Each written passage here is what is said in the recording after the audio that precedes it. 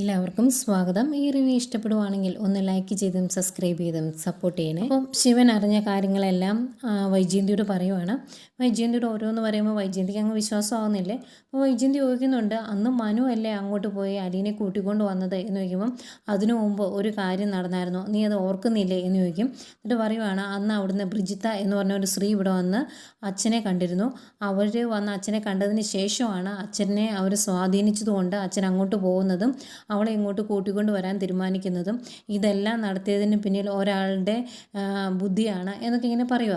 അന്നേരം ഇത് എന്നതാ നിങ്ങളീ പറയുന്നത്, എനിക്കിത് മനസ്സിലാകുന്നില്ല എന്ന് പറഞ്ഞിങ്ങനെ കൺഫ്യൂഷൻ അടിച്ചിരിക്കുകയാണ് വൈജയന്തി. അന്നേരം കമല പറയുന്നുണ്ട്, എടി ഇത്രയും കാലവും നിന്നെ ബാലേന്ദ്രൻ പറ്റിക്കുമായിരുന്നു, അയാൾ ശരിക്കും ഒരു ചതിയനാണ് എന്നൊക്കെ പറയുമ്പം എന്നെ ഇങ്ങനെയിട്ട് നീറ്റാതെ നിങ്ങളൊന്ന് സത്യം പറയുന്നുണ്ടോ എന്ന് ചോദിക്കും വൈജയന്തി. അന്നേരമാണ് കമല പറയുന്നത്, അലീന ബാലേന്ദ്രൻ്റെ സ്വന്തം മകളാണ് എന്ന്. അന്നേരം എന്നെ ഈ പറയുന്നത് എനിക്ക് വിശ്വസിക്കാൻ പറ്റുന്നില്ല എന്ന് പറയുമ്പം വിശ്വസിച്ചേ പറ്റുള്ളൂ, അയാൾ ശരിക്കും നിന്നെ ചതിക്കുമായിരുന്നു ഇത്രയും കാലവും, അയാളുടെ സ്വന്തം മകളെ ഇവിടെ കൊണ്ടുവരാൻ വേണ്ടിയാണ് അയാൾ ഈ നാടകമെല്ലാം കളിച്ചത് എന്ന് പറയും. അന്നേരം വിശ്വസിക്കാനാവാതെ ശിവൻ്റെ മുഖത്തേക്ക് നോക്കുകയെ. അന്നേരം ശിവൻ പറയുന്നുണ്ട്, കമല പറഞ്ഞ എല്ലാം സത്യമാണ്, അയാളുടെ സ്വന്തം മകളാണ് അലീന. അയാൾ ഗൾഫിലായിരുന്ന കാലത്ത് ഒരു വിധവയായിട്ട് ചെറിയൊരു ബന്ധം ഉണ്ടായിരുന്നു, അതിലുണ്ടായതാണ്, ഒരു ആംഗ്ലോ ഇന്ത്യൻ സ്ത്രീയാണ് എന്നുള്ള കാര്യങ്ങളെല്ലാം പറയുന്നു. ഇതെല്ലാം കേട്ട് കഴിയുമ്പോൾ വൈജയന്തിക്ക് വിശ്വസിക്കാൻ പറ്റുന്നില്ല, ഇങ്ങനെ തരിച്ച് നിൽക്കുവാണേ. അന്നേരം ഞാൻ ഇനി എന്താ ശിവേട്ടാ ചെയ്യേണ്ടത്, എനിക്ക് നീ ഒന്നും മനസ്സിലാവുന്നില്ല, ഇനി എന്ത് ഞാൻ ചെയ്യും എന്നൊക്കെ ചോദിക്കുമ്പം അതാ ഞങ്ങളും വിചാരിക്കുന്നത്, ഇനി നീ ഒരു കാര്യം ചെയ്യേ, അയാളോട് കയറി മുട്ടാനൊന്നും പോകണ്ട, നിൻ്റെ മക്കളെ ഓർത്ത് നീ മക്കളെ മാത്രം നോക്കി ജീവിക്കാൻ നോക്കാതെ നടക്കുള്ളൂ എന്നൊക്കെ പറയുമ്പം കമല അതിൻ്റെ ഇടയ്ക്കൂടെ എരിവ് കയറ്റി കൊടുക്കൂട്ടോ. കമല പറയുക, ഇനിയിപ്പം മക്കളെ നോക്കി അങ്ങ് ജീവിക്കുന്നത് നല്ലത്, ഇങ്ങനെ ജീവിച്ചിട്ട് ഇനി എന്നാ കാര്യം, അവളായിരിക്കും ഇനി ആ വീട് ഭരിക്കുന്നത്, ബാലേന്ദ്രൻ്റെ മുഴുവൻ സ്വത്തും അവൾ അടിച്ചു മാറ്റും, ഇനി നിൻ്റെ മക്കളെ കൂടി അവൾ ഭരിക്കുന്നത് നീ കാണേണ്ടി വരും, നോക്കിക്കോ എന്നൊക്കെ പറഞ്ഞ് ഇങ്ങനെ അങ്ങ് എരിവ് കയറ്റുവാണേ. അന്നേരം വൈജയന്തിക്ക് ആകെ വിഷമമാവുന്നുണ്ട്. വൈജയന്തി പറയുന്നുണ്ട്, ഇത് വിട്ടുകൊടുക്കാൻ ഞാൻ തീരുമാനിച്ചിട്ടില്ല, അങ്ങനെ വിട്ടുകൊടുക്കത്തുമില്ല, ഒന്നെങ്കിൽ ഞാൻ അല്ലെങ്കിൽ അവൾ ആരെങ്കിലും ഒരാൾ ആ വീട്ടിൽ കാണുകയുള്ളൂ, അല്ലെങ്കിൽ ഞാൻ അവളെ കൊല്ലും എന്നൊക്കെ പറയുക. അന്നേരം ശിവൻ പറയുന്നുണ്ട്, എടി നീ അങ്ങനെ എടുത്തിയാടി ഒന്നും ചെയ്തേക്കരുത്, കൊല്ലും എന്നൊക്കെ പറയാൻ എളുപ്പമാണ്, അങ്ങനെ എന്തെങ്കിലും ചെയ്തു കഴിഞ്ഞാൽ പിന്നെ പോലീസ് കേസ് കോടതി അതിൻ്റെ പേരിലുള്ള അപമാനം അങ്ങനെ പല കാര്യങ്ങളും വരും, അതെല്ലാം ചിന്തിച്ചിട്ട് എന്തെങ്കിലും ചെയ്യാവുള്ളൂ എന്ന് പറയുമ്പം പിന്നെ ഞാൻ എന്താ ശിവേട്ട ചെയ്യേണ്ടത്, ഇങ്ങനെ ചത്തതുപോലെ ജീവിക്കണോ, അങ്ങനെ ജീവിക്കുന്ന ഭേദം മരിക്കുന്നതല്ലേ എന്നിങ്ങനെ ചോദിക്കുമ്പം കമല പറയാ, ഇങ്ങനെ ചത്ത് ജീവിക്കുന്നവരെ ജീവിക്കുന്ന ഭേദം മരിക്കുന്നതല്ലേയാന്ന്. അന്നേരം ശിവനിങ്ങനെ മുഖത്തേക്ക് സൂക്ഷിച്ച് നോക്കുമ്പോൾ അല്ല അങ്ങനെ ചെയ്യണം എന്നല്ല ഞാൻ ഉദ്ദേശിച്ചത് എന്ന് പറയും. എന്നിട്ട് അന്നേരവും വൈജയന്തിക്ക് മാറ്റമൊന്നുമില്ല. വൈജയന്തി പറയുന്നുണ്ട്, ഞാൻ തീരുമാനിച്ചുറപ്പിച്ചതാണ്, എന്നെ ഇതുപോലെ ആ മനുഷ്യൻ ചതിക്കുമെന്ന് ഞാൻ കരുതിയില്ല, ഈ ചതി ഞാൻ അറിഞ്ഞില്ലല്ലോ എന്നൊക്കെ പറഞ്ഞ് ഭയങ്കര വിഷമമാണ്. എന്നിട്ട് നേരെ മുത്തശ്ശിയുടെ അടുത്തോട്ട് വരും. അന്നേരം മുത്തശ്ശിയാണ് അതിനേക്കാൾ വിഷമത്തിലിരിക്കുന്നു. മുത്തശ്ശി, എൻ്റെ പൊന്നുമോളെ, ഞാൻ എന്നതൊക്കെയാണ് ഈ കേൾക്കുന്നത്, എനിക്കിതൊന്നും വിശ്വസിക്കാൻ പറ്റുന്നില്ല, നിൻ്റെ ജീവിതം ഇങ്ങനെയായി പോയല്ലോ എന്നൊക്കെ ഇങ്ങനെ പറയുക. അന്നേരം വൈജയന്തി പറയുന്നുണ്ട്, ഞാൻ അവളെപ്പറ്റി ആദ്യമേ ഇങ്ങനെ പറഞ്ഞായിരുന്നു, പക്ഷെ ആരും അന്ന് അതൊന്നും വിശ്വസിച്ചിട്ടില്ല, ഇപ്പോൾ അമ്മയ്ക്കെല്ലാം മനസ്സിലായില്ലേ എന്ന് ചോദിക്കും. അന്നേരം മുത്തശ്ശി പറയുക, അയ്യോ ഇനിയിപ്പോൾ അവളെ ആ വീട്ടിൽ നിന്ന് ഇറക്കി വിടാൻ പറ്റുകയില്ല അല്ലേ, നീ ഇതെങ്ങനെ സഹിക്കും മോളെ, ഇങ്ങനൊരു ചതിയനായിരുന്നല്ലോ അവൻ, ആ ചതിയൻ്റെ കൂടെ മോൾ ഇനി എങ്ങനെ ജീവിക്കും എന്നൊക്കെയാണ് ചോദിക്കുന്നത്. അന്നേരം വൈജയന്തി പറയുന്നുണ്ട്, എനിക്കിനി എന്നാ ചെയ്യണമെന്ന് അറിയത്തില്ല അമ്മയെന്ന്. അന്നേരം പറയും, നീ എല്ലാം ഒന്ന് സഹിക്കുക, അല്ലാതെ ഇപ്പോൾ എന്ത് ചെയ്യാനാണ്, നിനക്ക് മക്കളില്ല, അവരുടെ കാര്യം നോക്കണ്ടേ എന്നൊക്കെ പറയുമ്പം ആയിക്കോട്ടെ ഞാൻ പോവാട്ടോ അമ്മ എന്ന് പറഞ്ഞിട്ട് പോവാണ്. മുത്തശ്ശിക്ക് ആകെ വിഷമമാട്ടോ. ഞാൻ ഓർക്കുക ഇവർക്കെല്ലാം അൽഷിമേഴ്സ് സംഭവിച്ചോന്ന്, കാരണം വൈജയന്തി ഇതിനേക്കാൾ വലിയൊരു തെറ്റ് ചെയ്തിട്ടായിരിക്കുന്നത്, അതൊന്നും ഇവരാരും പറയുന്നില്ല, അതിൻ്റെ പേരിൽ ഇവർക്ക് ആർക്കും വിഷമവും ഇല്ല. ഏതായാലും വൈജയന്തി അവിടെ നിന്ന് ഇറങ്ങി പോരുമ്പം കൂടെ ഇറങ്ങി ചെല്ലുന്നുണ്ട് കമലയും അതുപോലെ ശിവനും.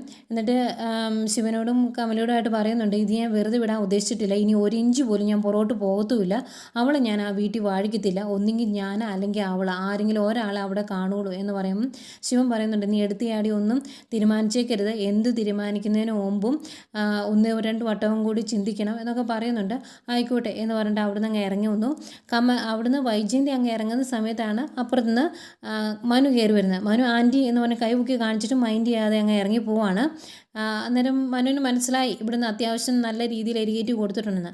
മനു വണ്ടിയെ എടുക്കാതെ വണ്ടി കുറച്ചുകൂടി മുന്നോട്ടെടുത്ത് അവിടെ ഇട്ടിട്ട് ദേഷ്യം വന്നിട്ട് വണ്ടിയിൽ തന്നെ ഇരിക്കുവാണ്, ഇറങ്ങി വരുന്നില്ല. ഇതുങ്ങൾക്ക് രണ്ടെണ്ണത്തിനും അറിയത്തില്ലല്ലോ, കമലയ്ക്കും ശിവനും സത്യമൊന്നും അറിയാത്തതുകൊണ്ട് അവരുടെ ഭാഗം ക്ലിയർ ആണെന്നുള്ള ഭാവത്തിൽ നോക്കി നിൽക്കുന്നുണ്ട് അവർ. ഏതായാലും അവിടുന്ന് പോരുന്ന വൈജയന്തിക്ക് വണ്ടിയിലിരിക്കുമ്പോഴും വണ്ടി ഓടിക്കുമ്പോഴും എല്ലാം ആകെ വിഷമമാണ്. കമല പറഞ്ഞ ഓരോ കാര്യങ്ങൾ ഇങ്ങനെ മനസ്സിൽ കൂടെ പോവുകയാണ്. ഇനി അലീനയായിരിക്കും ആ വീട് ഭരിക്കുന്നത്, നിൻ്റെ മക്കൾക്ക് ഒന്നും കിട്ടത്തില്ല, അങ്ങനെയുള്ള കാര്യങ്ങൾ പറഞ്ഞതും നിന്നെ അയാൾ ചതിക്കുമായിരുന്നല്ലോ എന്ന് പറഞ്ഞതും എല്ലാം ഇങ്ങനെ മനസ്സിൽ കൂടെ പോകുന്നു. അങ്ങനെ ആകെ സങ്കടമാകുന്ന വൈജയന്തി വഴിയിൽ വണ്ടി ഒതുക്കിയിട്ടിട്ട് വണ്ടി തന്നെ ഇരുന്ന് കുറേ നേരം കരയുന്നുണ്ട് കേട്ടോ. അങ്ങനെ കരഞ്ഞ് സ്റ്റീറിങ്ങിലേക്ക് തലവെച്ച് കിടക്കുന്ന വൈജയന്തിയാണ് കാണിക്കുന്നത്.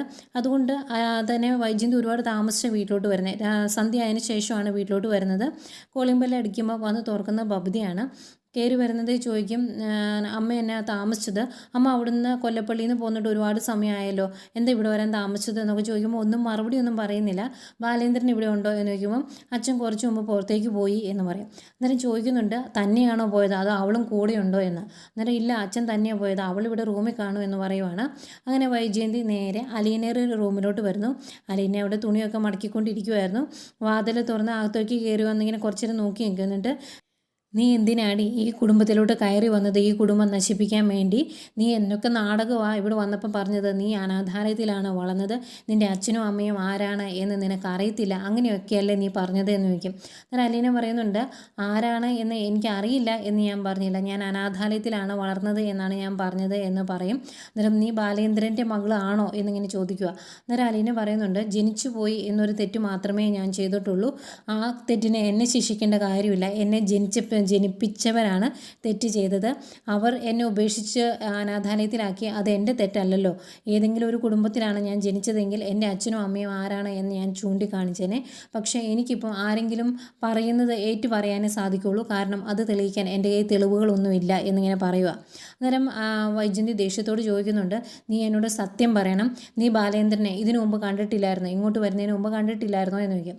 അന്നേരം ഒരു തവണ സ്നേഹനികേതനത്തിൽ വന്നപ്പം കണ്ടായിരുന്നു എന്ന് പറയുമ്പം ചോദിക്കുന്നുണ്ട്, അതല്ലാതെ അതിനു മുമ്പ് നീ ബാലേന്ദ്രനെ കണ്ടിട്ടേ ഇല്ലേ, ഒരു ഫോട്ടോ പോലും കണ്ടിട്ടേ ഇല്ലേ എന്ന് ചോദിക്കുമ്പം ഇല്ല എന്ന് പറയുമ്പം മുഖത്ത് നോക്കി നോണോ പറയുന്നോടി എന്ന് ചോദിക്കും. അന്നേരം അലീന പറയുന്നുണ്ട്, ഞാൻ കണ്ടിട്ടുണ്ടെങ്കിൽ കണ്ടിട്ടുണ്ട് എന്ന് പറയാൻ എനിക്ക് മടിയൊന്നുമില്ല, അതിനുള്ള ധൈര്യം എനിക്കുണ്ട് എന്ന് പറയുവാണ്. അന്നേരം വൈജയന്തി പറയുന്നുണ്ട്, എന്തൊക്കെ നാടകം കളിച്ചാലും നിന്നെ ഇവിടെ വാഴിക്കുമെന്ന് നീ കരുതണ്ട, നീ എൻ്റെ മക്കൾ അനുഭവിക്കേണ്ട സ്വത്തും പണവും എല്ലാം അനുഭവിച്ച് ഇവിടെ കഴിയാമെന്ന് വ്യാമോഹിക്കുകയും വേണ്ട എന്ന് പറയുമ്പം അലീന പറയുന്നുണ്ട്, എനിക്കൊരു സ്വത്തും വേണ്ട, ഞാൻ ഇപ്പോഴും ജീവിക്കുന്നത് എൻ്റെ അധ്വാനം കൊണ്ട് തന്നെയാണ്. എന്നോട് അച്ഛൻ പറഞ്ഞായിരുന്നു ഈ വീട്ടിൽ ഒരു ജോലിയും ചെയ്യേണ്ട എന്ന്. എനിക്ക് വേണമെങ്കിൽ ഒരു ജോലിയും ചെയ്യാതെ കാലുമേ കാലും കയറ്റി വെച്ച് ടി വിയും കണ്ട് ഇവിടെ ഇരിക്കാം. പക്ഷെ ഞാൻ അങ്ങനെയല്ലല്ലോ ചെയ്യുന്നത്, എല്ലാ ജോലിയും ചെയ്തിട്ട് തന്നെയാണ് ഞാനിവിടെ ജീവിക്കുന്നത് എന്ന് പറയുമ്പം വൈജയന്തി പറയുന്നുണ്ട്, നീ കൂടുതലൊന്നും സംസാരിക്കേണ്ട, ഒരു കാര്യം നീ മനസ്സിൽ വെച്ചോ, എന്നെ ചതിച്ചിട്ട് ഇവിടെ ജീവിക്കാമെന്ന് കരുതണ്ട. എനിക്ക് അയാളുടെ കാര്യങ്ങൾ ഓർക്കുമ്പോൾ അറപ്പ് തോന്നുവാണ്, വിവാഹത്തിന് മുമ്പ് മറ്റൊരു സ്ത്രീയെ, അതിനെപ്പറ്റി എനിക്ക് ചിന്തിക്കാനേ പറ്റുന്നില്ല എന്നൊക്കെ പറയുമ്പം അലീന പറയുന്നുണ്ട്, അതിനെപ്പറ്റി ഓർത്ത് ഇത്രയും അറപ്പ് തോന്നേണ്ട കാര്യമൊന്നുമില്ല, സ്വന്തം മനസാക്ഷിയോട് ഒന്ന് ചോദിച്ചിട്ടുണ്ടെങ്കിൽ ആ ഒരു അറപ്പങ്ങ് മാറി കിട്ടും എന്ന് പറയുമ്പോൾ നീ എന്നതാടി ഉദ്ദേശിച്ചത് എന്ന് ചോദിക്കും. അതായത് ഞാൻ എന്നതാ ഉദ്ദേശിച്ചത് എന്നൊക്കെ മേഡത്തിന് അറിയാമെന്ന് പറയുമ്പം വൈജയന്തി പറയുന്നുണ്ട്, നിൻ്റെ കാര്യങ്ങളൊക്കെ എനിക്കറിയാം, നീ ഇതിനു മുമ്പും പലപ്പോഴും അർത്ഥം വെച്ച് പറഞ്ഞിട്ടുണ്ട്, ഇത് സ്വന്തം വീട് പോലെയാണ് കാണുന്നത്, സ്വന്തം കൂടപ്പുറപ്പുകളെ പോലെയാണ് ഇവിടുത്തെ കുട്ടികളെ കാണുന്നത് എന്നൊക്കെ പറഞ്ഞിട്ടുണ്ട്, അതിൻ്റെ അർത്ഥം എന്താണ് എന്ന് എനിക്ക് ഇപ്പോഴാണ് മനസ്സിലായത്. ഏതായാലും ഇതൊന്നും അംഗീകരിച്ച് തരും ഞാൻ എന്ന് നീ കരുതണ്ട, ഇവിടെ നിന്നെ ഞാൻ വാഴിക്കത്തില്ല, ഒന്നെങ്കിൽ ഞാൻ അല്ലെങ്കിൽ നീ, രണ്ടിലൊരാളെ ഇവിടെ കാണുള്ളൂ, അത് വൈജയന്തി തീരുമാനിച്ച കാര്യമാണ് എന്ന് പറഞ്ഞിട്ടാണ് പുറത്തേക്ക് പോകുന്നത്. അന്നേരം ഇതൊക്കെ കാണുമ്പോൾ അലീനയ്ക്ക് ആകെ വിഷമാവുന്നുണ്ട്. പക്ഷെ വിഷമായിട്ടും കാര്യമൊന്നുമില്ല, വൈജയന്തി ഒരു ഇഞ്ച് പോലും താന്നു കൊടുക്കത്തുമില്ല. ഏതായാലും വൈകിട്ട് ബാലേന്ദ്രൻ വീട്ടിലോട്ട് വരുന്നു. വന്ന് വാതിൽ തുറന്ന് കൊടുക്കുന്ന അലീനയാണ്. ബാലേന്ദ്രൻ്റെ മുഖത്ത് എന്തോ ഭയങ്കര വിഷമാവട്ടോ എന്ന്. ആകെ കുറച്ച് നേരം ഇങ്ങനെ മുഖത്തേക്കൊന്ന് വിഷമത്തോടെ നോക്കിയിട്ട് ഇങ്ങനെ കയറി പോകുന്നു. വൈജയന്തി ബാലേന്ദ്രനെ നോക്കി അവിടെ നിൽപ്പുണ്ടായിരുന്നു. ബാലേന്ദ്രൻ മൈൻഡ് ചെയ്തില്ല, നേരെ മുകളിലോട്ട് കയറി പോകും. അലീന വാതിലടച്ചിട്ട് വന്നിട്ട് വൈജയന്തിയുടെ മുഖത്തേക്ക് ഇങ്ങനെ കുറച്ച് നോക്കി നിന്നിട്ട് അലീനയും മുകളിലോട്ട് പോവുകയാണ്.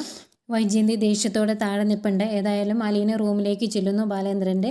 എന്നിട്ട് ബാലേന്ദ്രനോട് ചോദിക്കുന്നുണ്ട്, അച്ഛൻ എന്താ ഇത്രയും താമസിച്ചത് എന്നൊക്കെ ചോദിക്കും. അന്നേരം ഞാൻ ജ്വല്ലറിയിലായിരുന്നു എന്ന് പറയും. ഭക്ഷണം കഴിക്കണ്ടേ എന്ന് ചോദിക്കുമ്പോൾ ഞാൻ പുറത്തുനിന്ന് കഴിച്ചിട്ടാണ് വന്നത് എന്ന് പറയും. ആ ബാലേന്ദ്രൻ്റെ ഇരിപ്പൊക്കെ കാണുമ്പം അലീന ചോദിക്കുന്നുണ്ട്, അച്ഛൻ എന്തെങ്കിലും വിഷമം ഉണ്ടോ എന്ന്. അന്നേരം വിഷമങ്ങളല്ലേ ഉള്ളൂ എന്നിങ്ങനെ പറയുമ്പം അലീന പറയുവാണ്, അമ്മയുടെ കാര്യം ആകെ വിഷമത്തിലാണ്, ആ പാവത്തിനെ എല്ലാവരും കൂടിയിട്ട് വട്ട് തട്ടുവാണ് എന്ന് പറയുമ്പം പാവോ എനിക്ക് മനസ്സിലായില്ല, അല്ല നിനക്ക് പാവമായിട്ട് തെറ്റായിട്ട് തോന്നും, അതിന് കാരണമുണ്ടല്ലോ എന്നിങ്ങനെ പറയുക. അന്നേരം അച്ഛൻ ഞാൻ അങ്ങനെയല്ല ഉദ്ദേശിച്ചത്, അച്ഛനൊന്ന് ഓർത്ത് നോക്കിയേ, കാല് വെന്ത നായെപ്പോലെ അങ്ങോട്ടും ഇങ്ങോട്ടും ഇങ്ങനെ ഓടി നടക്കുവാണ്, എന്നാൽ സത്യമായിട്ട് അറിയുന്നുണ്ടോ അതും ഇല്ല എന്നൊക്കെ പറയുമ്പം ബാലേന്ദ്രൻ പറയുന്നുണ്ട്, എൻ്റെ മനസ്സിൻ്റെ അവസ്ഥ ആരും നോക്കുന്നില്ല, അവൾ ഇത്രയും കാലം ചെയ്തു കൂട്ടിയതിനാണ് അനുഭവിക്കുന്നത്. 22.5 വർഷക്കാലത്തോളം എന്നെ വഞ്ചിക്കുമായിരുന്നു. ഞാൻ എൻ്റെ ഹൃദയം എടുത്ത് അവളുടെ കയ്യിൽ വെച്ച് കൊടുത്തതാണ്. വേറെ ഏതെങ്കിലും പെണ്ണുങ്ങളായിരുന്നു എങ്കിൽ അതിനെ പൂട്ട് പൂജിച്ചേനെ. ഈ തെറ്റുകൾ ഓർത്ത് എൻ്റെ കാല് തൊട്ട് വന്ദിച്ച് ക്ഷമ ചോദിച്ച് ഈശ്വരനോടും ക്ഷമ ചോദിച്ച് ജീവിച്ചേനെ. അതിന് പകരം അവൾ ആ ഹൃദയത്തെ ചവിട്ടി അരയ്ക്കുവാണ് ചെയ്തത്. അതൊന്നും പുറത്തു കൊടുക്കുക എന്നെക്കൊണ്ട് പറ്റത്തില്ല, എന്നെക്കൊണ്ട് സഹിക്കാനും പറ്റത്തില്ല എന്നൊക്കെ പറയുവാണ്. അന്നേരം അച്ഛാ ഞാൻ അങ്ങനെയല്ല ഉദ്ദേശിച്ചതെന്ന് പറയുമ്പോൾ, വേണ്ട, എനിക്ക് കാര്യങ്ങളൊക്കെ മനസ്സിലാവും, ഏതായാലും ഞാൻ തുടങ്ങിയിട്ടേ ഉള്ളൂ, അതുകൊണ്ട് അവൾ ഇനിയും അനുഭവിക്കാൻ കിടക്കുന്നേ ഉള്ളൂ എന്നൊക്കെ പറയുമ്പോഴേക്കും എന്ത് മറുപടി കൊടുക്കണം എന്നറിയാതെയാണ് അലീനയുടെ നിപ്പ്. എന്ത് ചെയ്യും, ബാലേന്ദ്രൻ്റെ അവസ്ഥ നോക്കുമ്പം ശരിയാണ്, ഈ ഒരു കാര്യം ചെയ്തിട്ട് പോലും യാതൊരു കുറ്റബോധവും ഇല്ലാതെയാണ് ബാലേന്ദ്രൻ്റെ കൂടെ ജീവിച്ചത്. നേരെ അവൾ ഒന്ന് സ്നേഹിച്ചിട്ട് പോലുമില്ല, അവിടെയും ആധിപത്യം കാണിക്കുകയും അടിച്ചിരുത്തുകയും ഒക്കെ ചെയ്തല്ലോ. അതെല്ലാം കൂടെ ഓർക്കുമ്പോൾ ബാലേന്ദ്രൻ തിളച്ചേറി വരും. ഏതായാലും അങ്ങനെ പറഞ്ഞ് നിൽക്കുന്ന കാണിച്ചുകൊണ്ടാണ് ഇന്നത്തെ എപ്പിസോഡ് അവസാനിക്കുന്നത്.